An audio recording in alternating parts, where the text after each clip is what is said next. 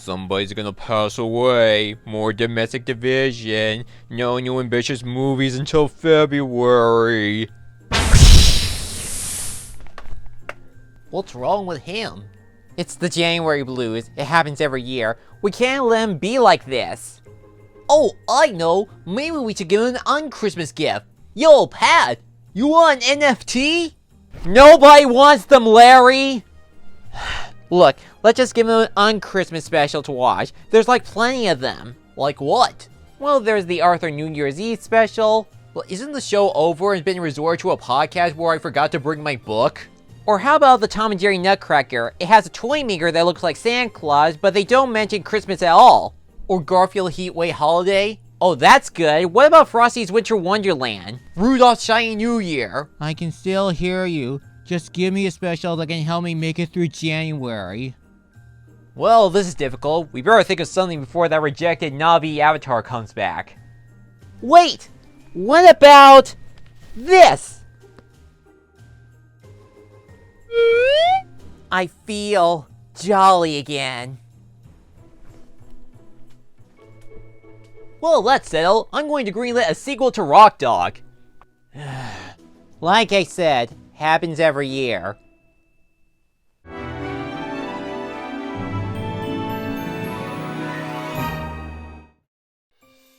The Lie is the 102nd episode of the Amazing World of Gumball that premiered on November 20th, 2014. Along with Adventure Time, Regular Show, and Steven Universe, I watch a bunch of Gumball cartoons. I enjoy that they try all kinds of forms of animation, laugh a bunch of times of whatever crazy scenarios happen in Elmore, and there are even some mature moments involving the Watson family and everyone else. Although there are some elements of Christmas in this episode, in this timeline, it takes place after the holiday season. Much like the characters trying to survive January, I'm in need of some of that holiday feeling again. Christmas may be over already, but let's still celebrate by talking about their unofficial Christmas special. As mentioned before, this episode takes place in the month of January, and all the people in the city are depressed and empty inside. Gumball and his sister Anais decide to make a new holiday to be happy again. After making up some names, it's been decided the new holiday should be called Sluzzletag. This immediately caught Darwin's attention, who's been experimenting to glue Cuphead and Bendy together, as Gumball tells him today is Sluzzletag. As they take the bus to school, Gumball explains that the holiday is when you get presents from a rocker named Sluzzledude, who travels through the toilet just like how Santa Claus traveled through the chimney. As it is claimed as a celebrational holiday, it would mean they would get the day off from school. Miss Simeon, of course, is the only person that knows that Sluzzletag is a lie, yet the others, especially Mr. Small and Principal Brown, still believe that it's real. So she decided to figure out a way to expose a lie in order to show that there's nothing worth celebrating in January. Meanwhile, Gumball, Darwin, and their dad go grocery shopping for Sluzzletag dinner. Gumball then said around the holiday they get to eat junk food, the worst they can ever imagine, resulting in Richard getting overexcited. In the name of the moon, I shall confuse you! After spending the night with the family on Sluzzle Eve, everyone went to bed waiting for Sluzzledude to come tomorrow morning. But Anais reminded Gumball that the holiday they created is all made up and they can't let everyone find out or they'll get furious at them. They came up with a plan to deliver the presents themselves, using these worthless gifts they got from Christmas. Eventually, they managed to deliver every house in Elmore, leaving their own house as the last stop, but Miss Simeon caught them on camera and revealed it to Darwin, causing him to scream off sound to give the audience mercy and have the parents and everyone else show up already.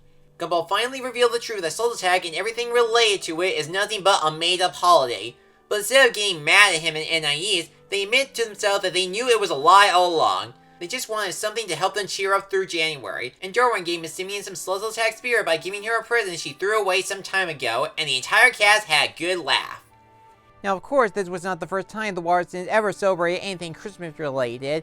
There was an episode literally called Christmas, but in an ironic way, the Lie episode is a Gumball holiday special I watched constantly, even more than the real Christmas episode. Now, to the real Christmas special's credit, there were some good animation moments like the Christmas colors and the dramatic Christmas is Cancelled song, but it was your typical amnesia story where some character lost his memory from getting hit on the head, and the old Christmas cliche that is Santa Claus real or not in these kids shows and movies, yet they live in the world where dinosaurs, robots, living objects, ghosts, and other oddities exist. It didn't add anything new nor twist around with that kind of story, and you can guess where everything goes from there.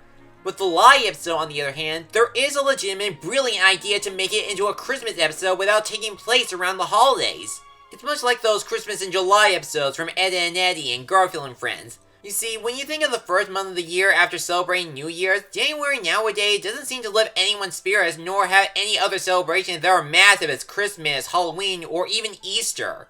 The month of January has been so boring and rough lately, some people often miss Christmas, the other December holidays, and want to have a summer vacation already.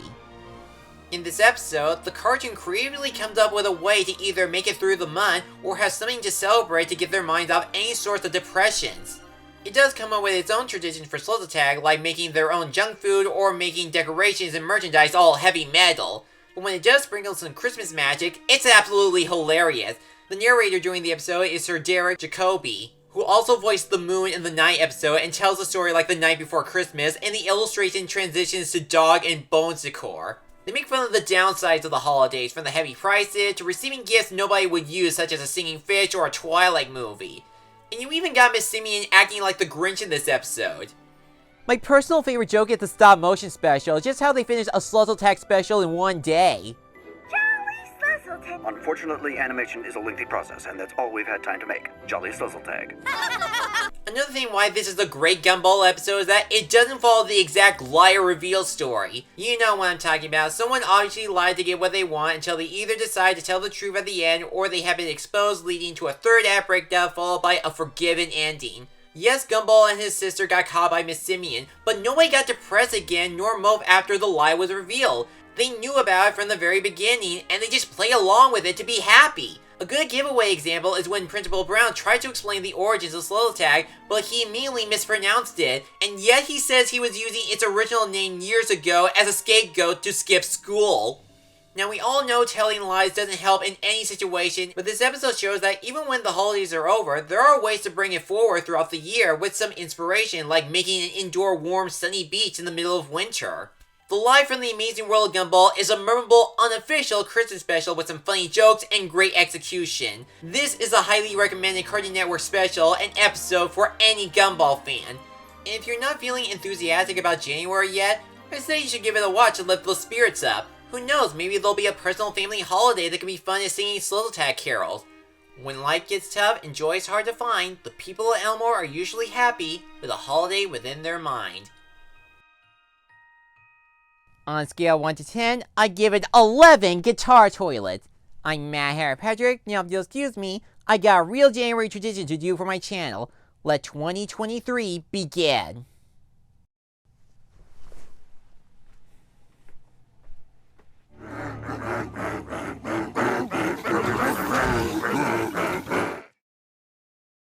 Thanks for watching this video. If you enjoyed this, check out these other videos, or feel free to like, comment, and subscribe for more upcoming reviews and other projects. I'll see you soon.